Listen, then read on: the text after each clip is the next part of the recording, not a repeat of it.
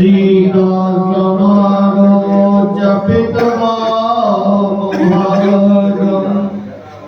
पाणो महासायक चारुजापम नमामि रामं रघुवंशनाथं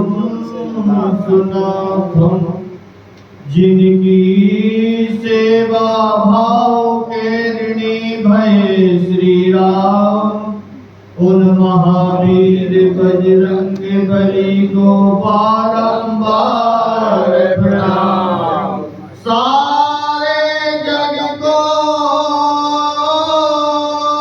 छोड़ के मैं आयो तुम्हारे द्वार जनक ललिता जानकी हम सब की ओर आज में धन्य धन्य अति यद्यपि सब विधि निज जन जानी राम मोहि संत समागम दीन तुलसी तनक न छोड़ियो लेन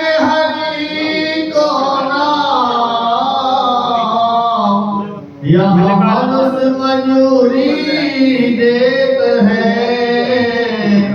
तेरी क्यों राखेंगे राम नाम के कारणे और तीनों सब धन खोए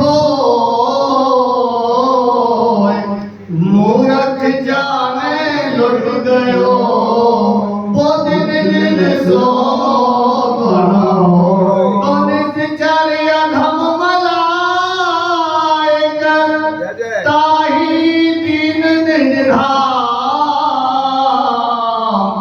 गिर जाते नर मनमती जो न भजे सिया रामचंद्र की जय।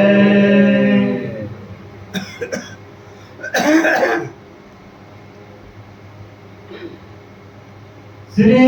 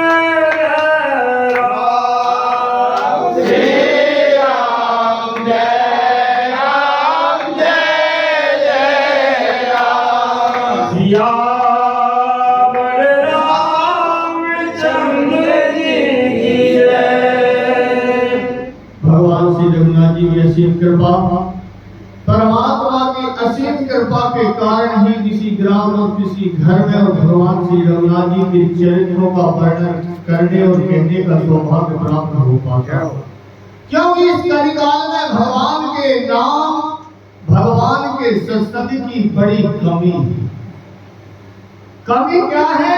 गोस्वामी तुलसीदास जी के चरणों में भी दो शब्द रसहीन समाज की देख दशा करुणा करके प्रगटे तुलसी। आज भगवान भोलेनाथ ने कहा कि जब ये सारा समाज जो सनातन धर्म है वो जब दूसरे धर्मों में जाने लगा तो भगवान भोलेनाथ ने विचार किया कि अब मुझे धरा पर जाना होगा, क्योंकि अनेक धर्म बढ़ने लगे, अनेकों धर्मों में यह सनातन धर्म जाने लगा, तो गोस्वामी तुलसीदास जी का प्राकट्य हुआ भगवान भोलेनाथ के रूप में। रसहीन समाज की देख दशा, करुणा करके प्रगटे तुलसी, सुन के ही गाठ गई खुलसी, नर नारन खो तारन पुलसी, नर नारन खो तारन पुलसी। आज गोस्वामी तुलसीदास जी ने यह रामचंद्र रूपी पुल तैयार कर दिया, इससे चींटी से लेके हाथी तक उस पार हो सकता। आज जब अनेकों धर्मों में यह सनातन धर्म जाने लगा, आज भी 90 प्रकार के पंथ सनातन धर्म को मिटाने के लिए लगे हुए हैं। आज हिंदू सनातन के हर व्यक्ति के लिए जागने की जरूरत है। यदि हिंदू हम हैं तो यह रामचरितमानस का हर जगह गान होना चाहिए और घर घर में गान होना चाहिए, तब यह हिंदू धर्म बच सकता है। इसको मिटाने के लिए 90 प्रकार के धर्म परिवर्तन करने में लगे हुए हैं। अब ये 90 कहां से आ गए? आए तो 50 के मन में बढ़ गए। जैसे एक गुरु के 4 चेला भाई, और गुरु जी के समाप्ति के बाद एक जना नहीं चला रहा उस धर्म के लिए, उस ग्रंथ उस पद के लिए। 4-4, 6-6 जिंदा से वह धर्म का उस पंथ का प्रादुर्भाव करते हैं और 4-4 जगह से चल रहा। यहाँ भरद्वाज जी के आश्रम से ही ये सारी बिगड़ गई व्यवस्था। जब भगवान श्री राम जी ने पूछा कि मैं कौन से रास्ते से जाऊं, तो भरद्वाज जी ने कहा साथ लागी मुनि और शेष बुलाए, और सोने मन मुदत 50 के आए। 50 जब आए तो 4 जो हैं वो तो भगवान के वेद हैं, उनके लिए कहा कि हे वेदो तुम 4 बटू भगवान को रास्ता दिखाने के लिए चले जाओ। अब 40 खड़े रह गए। अब जब 40 खड़े हो गए, 4 वेद तो भगवान के लिए रास्ता दिखाने के लिए चले गए।